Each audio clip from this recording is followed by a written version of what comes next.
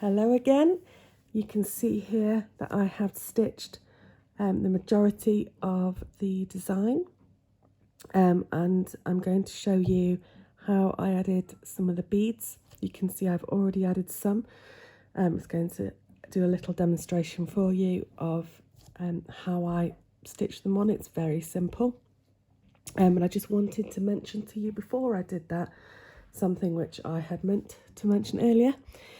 Which is simply that alongside making a choice about how many of the flowers you want to stitch, you also have the choice to decide whether you do what I've done here, which is stitch as far as you can up to the edge of the hoop, because if you remember, the inside hoop is smaller than the outer hoop. So there's hoop here, for example, where you therefore can't stitch. So places like here, I've stitched as far as I can. Up here, I've stitched as far as I can. Here, I can't stitch. These bits, for example, or the other half of this leaf stem here. But that's completely fine. It still looks really beautiful like this. So if you're happy stitching as far up to the hoop as you can, that's great. However, if you're not happy with that, obviously what you can do then is move your hoop around down to each corner and up to the top corners and stitch right to the very end of the design, which will mean that your stitching will go right up to the edge of the hoop when you then recenter it. Of course, you could also do this in a larger hoop if you have one, and then pop it back into the smaller hoop when you've finished. So obviously with this demonstration one, you can see I've stitched it in a larger hoop here, and so I've been able to stitch much further to the edge than I have over here. Again, that's really a case of your choice. Both versions I think look really beautiful. Moving on to beads. I have put some beads into a little pot because it's easier to see what you've got, easier to pick them up. I've obviously only got one of the colours in here, just because it's easier for me for what I'm doing. I always use one strand of embroidery thread. Obviously that's got doubled up there because I've got it folded over. When using beads, because these are obviously, again, pretty small beads, and you don't want a thick thread trying to get through the beads. Obviously you can put these anywhere that you want to on your design. I've done flower centres mainly, places where you might, as I probably mentioned before, done things like French knots, Boolean knots, or other flower centre style stitches. Again, you can do those stitches instead of the beading if you prefer, and add the beads somewhere else, not at all. Whatever you want to do.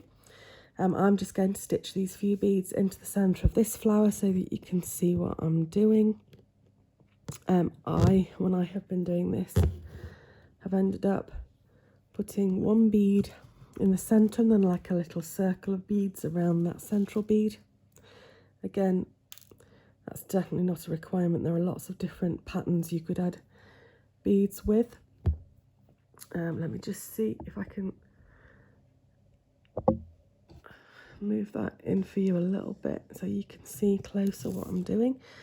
So I've come up through the centre, I have popped a bead onto my thread, pushed it down to the centre, and then all you need to think about is the width of the bead and where you want it to lay. So I've generally been stitching most of my beads to lay on the side like that, so you've got to make sure that when you come down to stitch your bead on, you leave the gap that's roughly the width or length, I should probably say, of that bead, so that it lays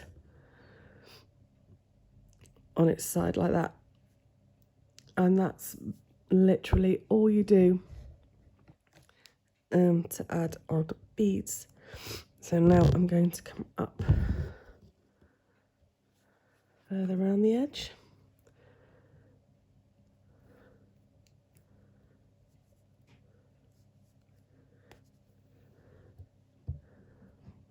add on another bead. And like I said, I just ended up sort of working around the edge.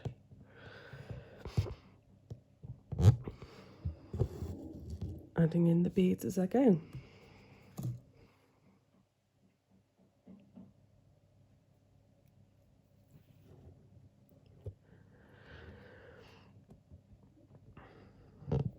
You can experiment with different patterns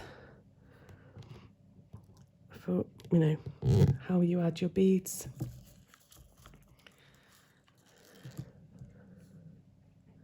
It's all about you enjoying what you're doing and creating something that you like at the end of the day.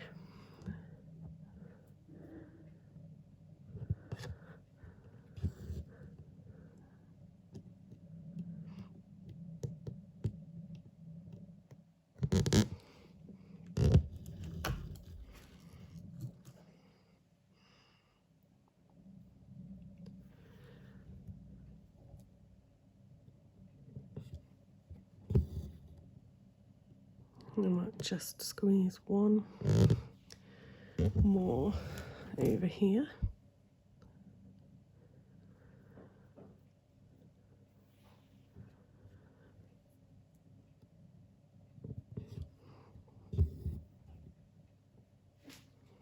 And there we go. You could obviously add more beads than this to the centre of your flower, or less or none. Hopefully you've got a few ideas there of what you can do with your beads. And when you've done everything that you want to do, stitching and beading and everything else, I will come back and show you how I close up the back of my hoop and finish it off and make it into a lovely hanging decoration. Bye!